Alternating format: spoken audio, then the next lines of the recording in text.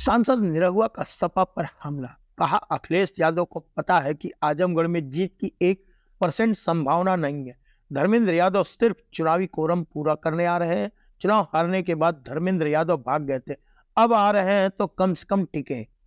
Samajwadi party का प्रत्याशी घोषित होने के बाद अभी तक आजमगढ़ नहीं आने पर बीजेपी सांसद दिनेश लाल यादव निरहुआ ने धर्मेंद्र यादव पर निशाना साधा है।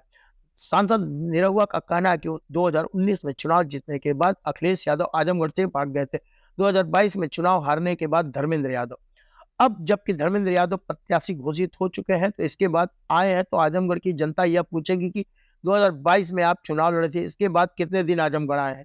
कहा कि हम तो 2019 में चुनाव हारे, इसके बाद आजमगढ़ में रहे और जनता का काम करते रहे। 2022 में चुनाव जीतने के बाद भी जनता के बीच है। कहा कि अखिलेश यादव को पता है कि आजमगढ़ में कुछ होने वाला नहीं है। अगर 1% जीत की संभावना होती तो अखिलेश यादव खुद चुनाव लड़ते, धर्मेंद्र यादव को चुनाव लड़ने नहीं भेजते। उनको पता है कि यह सीट उनके हाथ से निकल चुका है। धर्मेंद्र यादव सिर्फ चुनावी कोरम पूरा करने के लिए आ रहे हैं। कहा कि कल धर्मेंद्र यादव आजमगढ़ आ रहे हैं, मेरा उनसे यही अनुरोध है कि वह चुनाव तक टिके, क्योंकि 2019 के लोकसभा चुनाव में अखिलेश यादव मतदान संपन्न होने के बाद चुनाव आयोग शिकायत दर्ज करने चले गए थे कि आजमगढ़ का जो भी परिणाम आएगा उसे स्वीकार नहीं करेंगे। हमको लगता है कि धर्मेंद्र यादव जी मतदान के पहले ही यहाँ से मैदान छोड़ देंगे। एक प्रश्न के जवाब में निरहुआ ने कहा कि समाजवादी पार्टी के लोग दावा कर रहे हैं कि 2022 की हार का बदला 2024 में लेकर रहेंगे। कहा कि सपना देखना उनका अधिकार है, दावा तो यह भी कर रहे हैं कि हम सरकार बनाएंगे, अखिलेश यादव जी प्रधानमंत्री बनेंगे। सपना देखना उनका अधिकार है और सच्चाई यह है कि भाजपा उत्तर प्रदेश में 80 की 80 सीट जीतेगी और उनका सफाया हो जाएगा। निरहुआ के बड़े भाई विजय लाल यादव ने आरोप लगाया था कि इंडस्ट्री के कुछ लोगों ने निरहुआ को भाजपाई बना दिया। इस सवाल के जवाब में बीजेपी सांसद ने कहा कि मैं फिल्म इंडस्ट्री के लोगों का पैर धोकर सर माथे लगाता हूं, यह मेरा सौभाग्य कि आज मैं भाजपाई हूं। निरहुआ ने कहा कि बड़े भैया विजय लाल यादव भी यह कहा था कि कुछ मुर्गा रात में जागता हो, मैं कहना चाहता हूं कि जाग रहा हूं, जिससे कि सोए हुए मुर्गों को जगा सकूं। समाजवादी पार्टी के महंगाई और बेरोजगारी के सवाल पर निरहुआ ने कहा कि देश में सिर्फ 80 लाख सरकारी नौकरियां, अगर सिर्फ एक बिरादरी अहिर को भी 80 लाख नौकरियां दे दी जाए तब भी 22 करोड़ की आबादी वाले अहिर बिरादरी के सभी लोग को रोजगार देना संभव नहीं। यह लोग सिर्फ सरकारी नौकरी के बहाने अपने पीछे लोगों को घुमाते रहेंगे। कहा कि प्रधानमंत्री जी विभिन्न योजनाओं के माध्यम से लोगों को रोजगार उपलब्ध करा रहे हैं।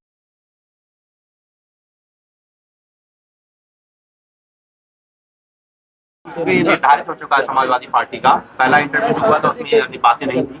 अब किस तरह की लड़ाई मान रहे हैं और धर्मेंद्र जी अभी आजमगढ़ नहीं आए हैं, क्या कहना जबकि चाहते उनको आजमगढ़ का चुनाव प्रभारी भी बनाया गया था। मुझे लगता है कि ये पूरा आजमगढ़ जानता है, पूरा देश जानता है कि 19 में चुनाव जीत के अखिलेश यादव जी भाग गए थे और 22 में चुनाव हार के धर्मेंद्र यादव भाग गए थे। अब वो दोबारा यहाँ आ रहे हैं तो आजमगढ़ की जनता ये पूछेगी ना कि आप 22 में आज चुनाव लड़े थे, उसके बाद कई दिन आए थे आजमगढ़। हम तो चुनाव 19 में आ रहे तो भी यहीं आजमगढ़ रह के जनता का काम कर रहे थे, आजमगढ़ का काम कर रहे थे। 22 में जीते तो भी जनता के बीच रह के काम कर रहे थे। तो धर्मेंद्र यादव को भी ये बात पता है कि यहाँ कुछ होने वाला नहीं है और 1% भी अगर जीतने की उम्मीद होती तो अखिलेश यादव खुद आए होते। उनको पता है ये सीट उनके हाथ से निकल चुकी है, इसलिए वो दोबारा फिर कोरम पूरा कर रहे हैं धर्मेंद्र यादव को भेज।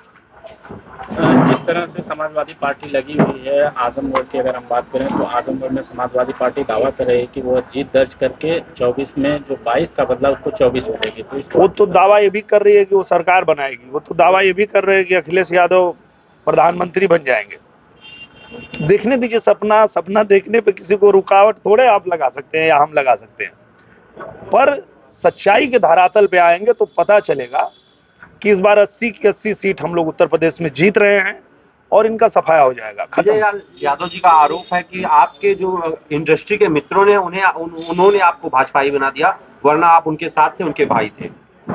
मैं तो कल भी उनका भाई था, आज भी उनका भाई, उनका चेला हूँ, वो मेरे गुरु हैं।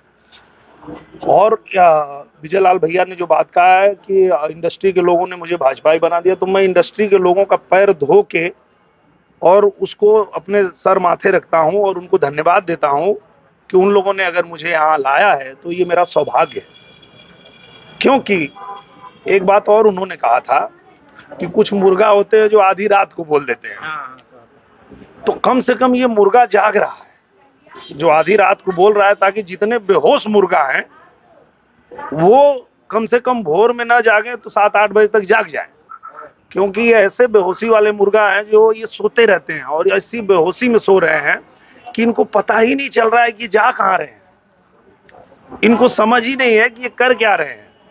जब देश के प्रधानमंत्री नरेंद्र मोदी बनने वाले हैं तो आप लोग ये किस दिशा में जा रहे हैं, या आपको जो लोग भी भरमा रहे हैं, कुछ भी कह रहे हैं, तो उस चीज को लेके आप गलत दिशा में जा रहे हैं। जब पूरा देश नरेंद्र मोदी के साथ है तो हम लोग नरेंद्र मोदी के साथ हैं, बाकी बेहोश मुर्गा जो है वो बेहोश ही रहेंगे। सर, समाजवादी पार्टी कह रही है आप बेरोजगारी महंगाई के मुद्दों पर बात नहीं कर रहे हैं, केवल आप जनता को बुलाइए हम बात करते हैं, क्योंकि उनको उसी मुद्दे पे बात करना है जिसपे लोगों को भ्रमित कर सके।